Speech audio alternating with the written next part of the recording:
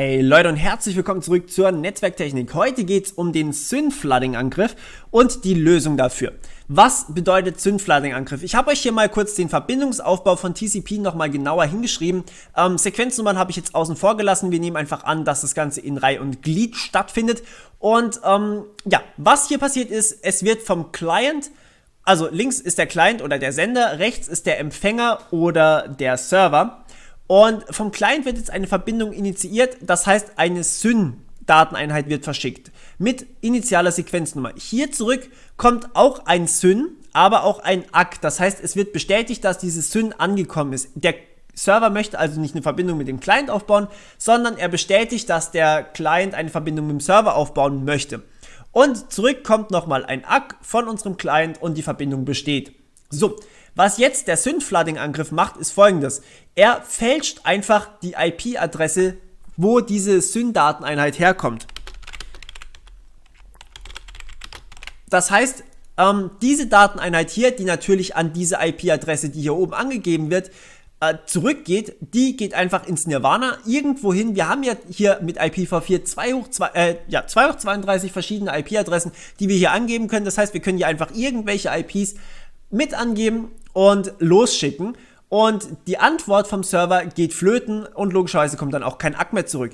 Was jetzt aber beim Server passiert, ist folgendes. Er müsste eine Warteschlange für Verbindungen, die gerade aufgebaut werden, halten. Das heißt, wenn ich jetzt mich zum Beispiel in einem Server einlogge oder sowas und gerade eine Verbindung aufbauen möchte, dann wird da irgendein Zustand gehalten, damit auch diese Verbindung, damit man am Ende weiß, hey, ich habe jetzt mit dem und dem tatsächlich eine Verbindung aufgebaut und bin nicht überrascht, dass jetzt da ein ACK kommt. Denn ACK sagt ja nichts mehr von wegen Verbindung wird aufgebaut, sondern die Verbindung ist jetzt erfolgreich aufgebaut worden. Ich wäre überrascht, wenn ich jetzt da diese Verbindung ist aufgebaut worden einfach so erhalten würde. Das geht natürlich nicht. Und das heißt, es müssen irgendwelche Zustände gehalten werden beim Server. Ja, aber wenn jetzt hier 2 hoch 32 Anfragen, also logischerweise nicht so viele, aber einige Anfragen kommen, von wegen, bau mir doch eine Verbindung auf, aber dann kommt keine Verbindung, dann muss der Server sehr, sehr viele Daten speichern. Und dieses Speichern braucht Speicher, wer hätte es gedacht. Und dieses Speicher hat man nicht unendlich. Man kann es auch nicht essen, keine Sorge. Naja, auf jeden Fall hat dann der Server irgendwann zu wenig von dem Speicher und crasht. Schlecht. Das nennt sich Syn-Flooding-Angriff, einfach die IP zu fälschen und eine Verbindung aufbauen zu wollen. Nicht ausprobieren, funktioniert nicht mehr, keine Sorge. So, die Lösung für diese Syn-Flooding-Angriffe ist relativ simpel. Und zwar diese Zustandsinformationen, die da gespeichert werden müssen, die werden in sogenannten Syn-Cookies einfach mit an den Client geschickt. Das heißt, ich schicke hier nicht nur mein ACK, sondern ich schicke jetzt auch Daten mit, und zwar sogenannte Syn-Cookies. Die haben übrigens nichts mit PHP-Session-Cookies oder sowas zu tun, sondern die haben tatsächlich, sind eigene Cookies. Einfach quasi Daten, die damit übertragen werden, und beim ACK muss jetzt auch dieser Syn-Cookie wieder angegeben werden. Syn-Cookie. So, wenn jetzt jemand eine gefälschte IP hier angibt, dann bekommt er dieses Syn-Cookie logischerweise nicht zurück. Das bedeutet, dass er auch dieses ACK hier nicht mehr zurückschicken kann. Und somit bekomme ich hier auch keine Antwort. Aber was jetzt der große Vorteil ist, die ganzen Informationen, die der Server speichern müsste, die lassen sich alle in die Syn-Cookies reinstopfen. Und da ich ja hier den kompletten Syn-Cookie wieder zurückbekomme, muss ich da auch nichts mehr machen. Das heißt, ich muss hier nichts mehr zwischenspeichern, ich kann einfach die Informationen hier überprüfen und gut ist. Jetzt macht es natürlich noch andere Angriffe möglich, und zwar vor allem, weil ich euch jetzt gerade mal aufschreiben muss, was man da alles reinpackt, und zwar die Client-IP. Klar, damit ich weiß, ob schon eine Verbindung besteht oder ob ich auf eine Verbindung warte. Der Port der Anwendung brauche ich auch für meine Verbindungsinformation. Die Server-IP, die weiß ich so oder so, ist jetzt also nicht so besonders, aber die braucht der Client sowieso. Dann der Port vom Server und eine Timestamp, also Zeitstempel sozusagen, welche Millisekunde wurde die Verbindung aufgebaut. Die lässt sich eigentlich quasi nicht fälschen. So, und was jetzt passiert ist, die maximale Paketgröße, die muss der Client so oder so wissen, das heißt, die muss ich ihm übertragen. Das steht alles in diesen Cookies drin. Was ich jetzt allerdings machen kann, ist, ich kann natürlich, wenn ich hier dieses Syn-Cookie bekomme, kann ich einfach hier meine Client-IP ändern und kann dann hier ein ACK-Flooding machen. Das heißt, ich sage einfach, hey, diesen Sync-Cookie, ich habe die Client-IP, die muss ich ja einfach nur auswechseln. Also denkt der Server, ich habe eine Verbindung aufgebaut und ich habe gar keine Verbindung aufgebaut. Wäre schlecht, wenn ich das machen würde. Also quasi, ich sag hier, ich fälsche wieder die IP-Adresse und ich fälsche den Sync-Cookie einfach mit und der Server denkt, er hat seine Verbindung aufgebaut und speichert sich dann für die eigentliche Verbindung muss tatsächlich auch immer noch Informationen gespeichert werden. Und dann habe ich ja wieder einen Angriff. Deswegen, was man macht, sind kryptografische Hash-Funktionen. Das heißt, man möchte sicher gehen, dass diese 5 Informationen hier nicht gefälscht werden können, weil die Client-IP ist halt sehr, sehr gefährlich.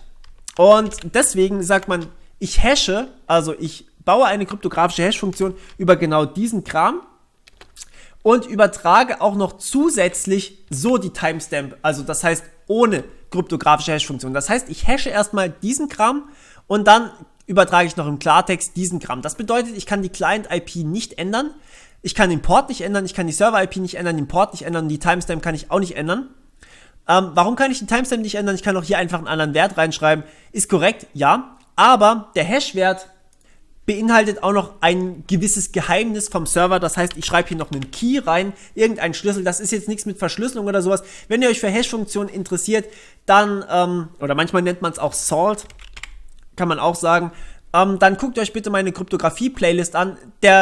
Die Essenz davon ist einfach, ich kann diese Informationen, die hier drin stehen, nicht ändern, außer ich brute-force das Ganze und das wäre für den Client einfach so viel Aufwand, er würde da mehrere Jahre dran sitzen, wahrscheinlich sogar mehrere Jahrzehnte und deswegen ist es wirklich unfälschbar und wenn ich beim Server wieder ankomme, der Server kennt diesen Key, ich nenne das Ding jetzt wieder Key hier drüben, der Server ist der Einzige, der den Key kennt, der Client kennt den Key nicht, das heißt, was der Server wieder berechnet, also ich kann von meinem Hash-Wert, kann ich diese Sachen nicht wieder rausberechnen, also ich kann die Funktion nicht umdrehen, sprich, ich finde aus dem Hash-Wert nachher nicht raus, was da drin stand, aber wenn ich die Informationen alle habe, kriege ich immer denselben Hash-Wert wieder raus, das hört sich jetzt sehr kompliziert an, wie gesagt, mehr Informationen gibt es in meiner Kryptographie-Playlist, ich mache das jetzt hier nur ganz, ganz kurz.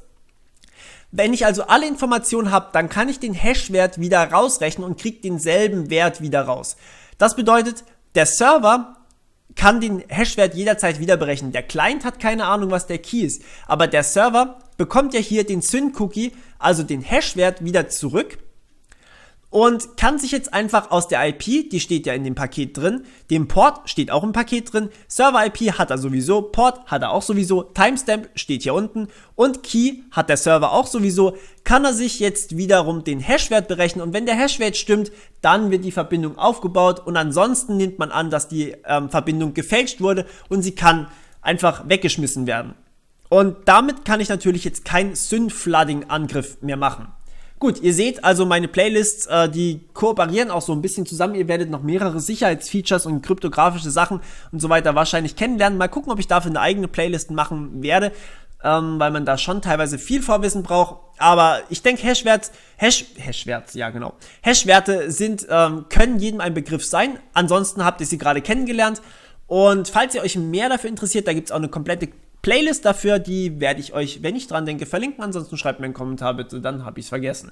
Gut, das war's von meiner Seite. Ich hoffe, wir hören uns beim nächsten Mal wieder und ja, bis dann. Ciao!